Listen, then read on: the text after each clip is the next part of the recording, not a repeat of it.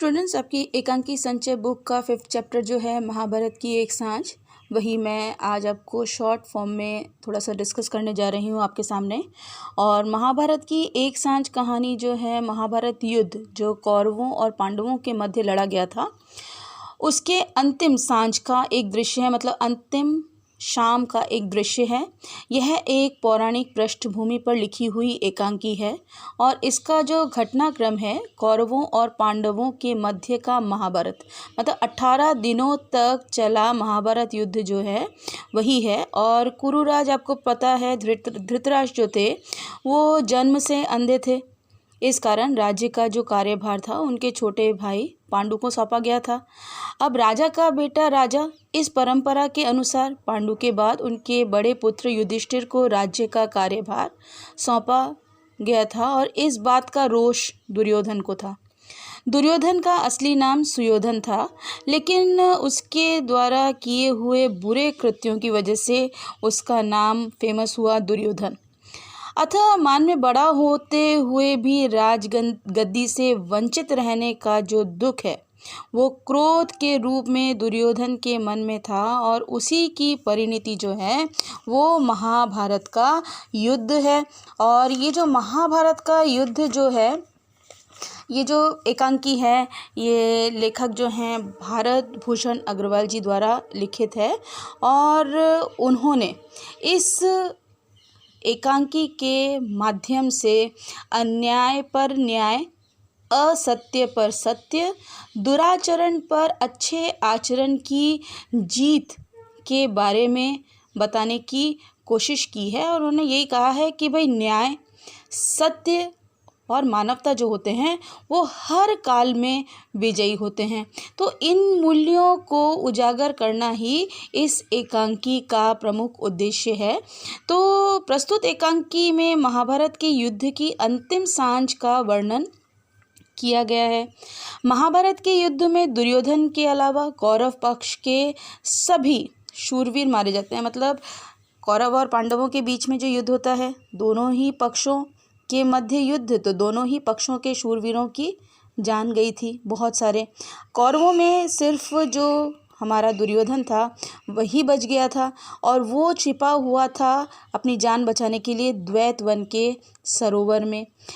और वहाँ पर उसे अहेरी ने देखा था छिपते हुए। अहेरी मतलब जो नाव वगैरह चलाते हैं, तो उसने वहाँ उसे छिपते हुए देखा था और उसकी खबर पांडवों को कर दी थी।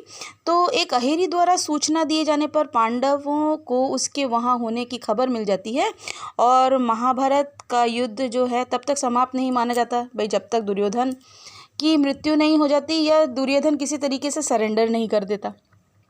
अतः युधिष्ठिर और भीम अहेरी की सूचना मिलने पर उसे उस जल सरोवर से बाहर आकर युद्ध करने के लिए ललकारते हैं और भीम और युधिष्ठिर उसे तरह तरह से बाहर आने के लिए उकसाते हैं, परंतु दुर्योधन सरोवर से बाहर नहीं निकलता। वह कहता है कि उसे अब कुछ नहीं चाहिए, उसे राज्य का मोह नहीं है, उसे किसी तरीके से अपने प्राणों की रक्षा चाहिए, वो अब युद्ध भी नहीं करना चाहता है। तो युधिष्ठिर राज्य का भोग कर सकता है, वो यही कहता है। पर युधिष्ठिर और भीम उसे ललकारते हुए कहते हैं कि इतना संहार करने के बाद उसे आज लज्जा आ रही है और इसीलिए वो छिपा हुआ है। तो इन सब बातों से उसे उकसाते हैं कि वो किसी तरीके से बाहर आए और किसी तरीके से वो युद्ध करे और युद्ध का एक अंजाम आए।